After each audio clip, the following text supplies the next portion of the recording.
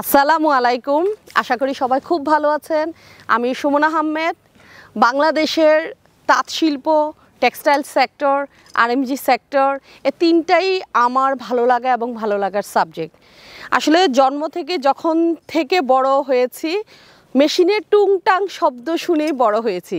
আমি যেহেতু নরসিংদীর মেয়ে, তো যারা নরসিংদী, বাবুরহাট, মাধবদীতে থাকে তারা জানে যে আমাদের এলাকায় বাংলাদেশের লোকাল যে ফ্যাব্রিকগুলো সেগুলো তৈরি হয় ওই মেশিনে শব্দের সাথে সাথে আমাদের বেড়ে ওঠা। পরবর্তীতে যখন ফ্যাশন ডিজাইনিংয়ে পড়াশোনা করেছি তখন এই সেক্টর সম্বন্ধে, টেক্সটাইল, তাঁত, আরএমজি সেক্টর সম্বন্ধে আসলে অনেক কিছু শিখেছি। পরবর্তীতে আরএমজি সেক্টরে দীর্ঘদিন কাজ করতে যে অনেক ভালো লাগা, ভালোবাসা তৈরি হয়েছে। তো এই তাঁত শিল্প, টেক্সটাইল এবং আরএমজি সেক্টর এই তিনটাকে এক্সপ্লোর করার খুব ইচ্ছা। তো ওই তারই পার্ট হিসাবে আজকে আমরা যাচ্ছি বাংলাদেশের জামদানি পল্লীতে। আপনারা জানেন যে জামদানি আমাদের দেশের সংস্কৃতির একটা অনেক বড় অংশ। মোগল আমল থেকেই জামদানি, মসলিন শাড়ির প্রচলন হয়ে আসছে। তো সময়ের সাথে সাথে নকশায়, ডিজাইনে পরিবর্তন এসেছে।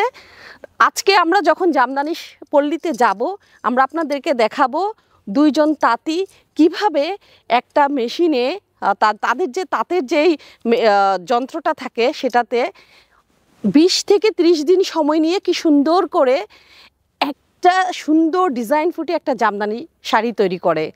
আর এই জামদানি শাড়ি দেশের গণ্ডি পেরিয়ে বিদেশে আমাদের গর্বের অনেক বড় একটা বিষয়।